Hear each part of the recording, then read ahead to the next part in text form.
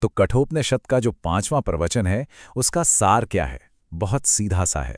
वो जो कभी रुकता नहीं, जो लगातार खुद को पार करता चला जाता है, बस वही है परम सत्य, वही है परमात्मा। अच्छा, तो ये पूरी जो खोज है ना, इसकी शुरुआत होती है एक बड़े ही सीधे सवाल से, जो नचिकेता पूछता है। किससे? मृत्यु के देवता यम से। और सवाल क्या है? वो कहता है, मुझे उसके बारे में बताइए जो सही और गलत, बीते हुए और आने वाले कल, कारण और उसके परिणाम, इन सबसे परे है। ये जो श्लोक है, ये वही सवाल है नचिकेता का। वो उस परम सत्य को जानना चाहता है जो, आप सोचिए, न धर्म है न अधर्म, जो न तो किसी वजह से बना और न ही किसी का परिणाम है। एक ऐसी हकीकत जो समय से भी परे है, टाइमलेस। तो इसका मतलब क्या हुआ? मतलब ये है कि नचिकेता की जो तलाश है, वो उस एक चीज के लिए है जो हमारी इस जानी पहचानी दुनिया से बिल्कुल अलग है। मतलब जो कुछ भी हम अपनी आंखों से देख सकते हैं, कानों से सुन सकते हैं, उसके पार। वो उस निरपेक्ष कालातीत सत्य को सिर्फ जानना नहीं चाहता, उसका अनुभव करना चाहता है। अब इतना गहरा सवाल, तो जवाब कैसा होगा? आप सोचेंगे कि यम कोई लंबा चौड़ा भाषण देंगे, कोई फिलॉसफी समझाएंगे। नहीं, जवाब आता है सिर्फ एक शब्द में। बस एक, अकेला, लेकिन इतना शक्तिशाली शब्द कि उसमें जैसे सब कुछ समाया हुआ है।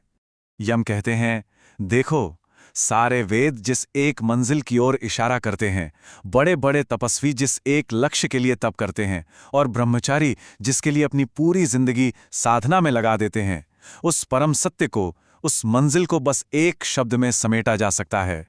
और वो शब्द है ओम। जी हां, यही है वो परम सत्य।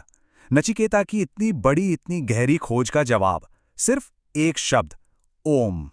ठीक है, तो जवाब मिल गया, ओम। पर ओम का मतलब क्या है? क्योंकि ये सिर्फ एक शब्द या एक आवाज तो है नहीं, है ना? असल में ये तो उस बहुत बड़े कॉस्मिक एक्सपीरियंस की तरफ एक इशारा है जो इसके पीछे छिपा हुआ है।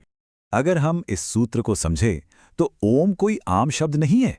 ये तो पूरी सृष्टि की रचना का, कह लीजिए, एक ब्लूप्रिंट है। ये वो सेंटर पॉइंट है, जीवन की वो गंगोत्री, जहां से अस्तित्व की नदी फूटती है, और फिर उससे ये पूरी कायनात, ये पूरा यूनिवर्स बनता है। तो सबसे जरूरी बात जो हमें यहां समझनी है, वो ये है कि ओम सिर्फ एक ध्वनि नहीं है। नहीं, ये वो रचनात्मक ऊर्जा है, वो क्रिएटिव फोर्स जिससे सब कुछ बना है। ये आप कह सकते हैं पूरे अस्तित्व का सोर्स कोड है। और यहाँ एक बहुत बहुत ज़रूरी फ़र्क समझना होगा। देखिए, ओम शब्द को जानना, उसके बारे में पढ़ना, सुनना, ये एक बात है, और ओम के अनुभव में उतर जाना, वो बिल्कुल दूसरी बात है। एक दिमागी जानकारी है और दूसरा एक रूहानी, एक आध्यात्मिक एहसास है। लेकिन यहाँ एक चेतावनी भी दी गई है, एक वार्निंग है। इस महाशक्ति को अनुभव करने की एक शर्त है, और वह शर्त है मन का पूरी तरह से शुद्ध होना, साफ होना। अगर अंदर कोई भी इच्छा, कोई भी वासना जरा सी भी बची है, तो फिर ध्यान की ये जो शक्ति है, ये फायदे की जगह नुकसान भी कर सकती है। तो फिर सवाल ये उठता है कि अच्छा, इस अनुभव तक पहुंचें कैसे? रास्ता क्या है? चलिए, अब इस ज्ञान के प्रैक्टिकल हिस्से पर आते हैं। बात करते हैं मुक्ति के मार्ग की। और मजे की बात पता है क्या है?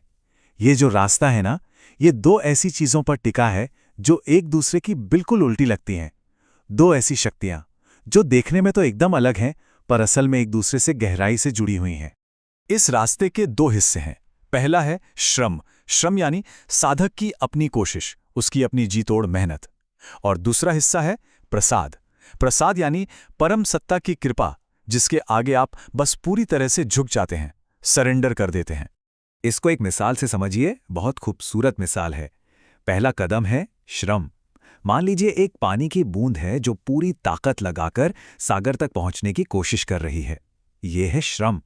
लेकिन जो आखिरी छलांग है ना, वो है प्रसाद, जहां सागर खुद उस बूंद को अपने अंदर खींच लेता है, अपने में मिला लेता है। तो साफ साफ कहा गया है कि सफर का पहला हिस्सा श्रम है और आखिरी हिस्सा प्रसाद। और जब ये दोनों चीजें, ये दोनों सूत्र एक साथ सध जाते हैं, तो फिर परम आनंद के बरसने में, कहते हैं, जरा भी देर नहीं लगती। और इसको समझाने के लिए एक और कमाल की मिसाल है।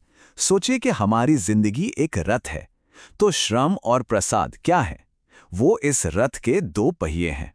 अब आप खुद सोचिए, अगर रथ को अपनी मंजिल तक पहुंचना है, तो क्या होगा?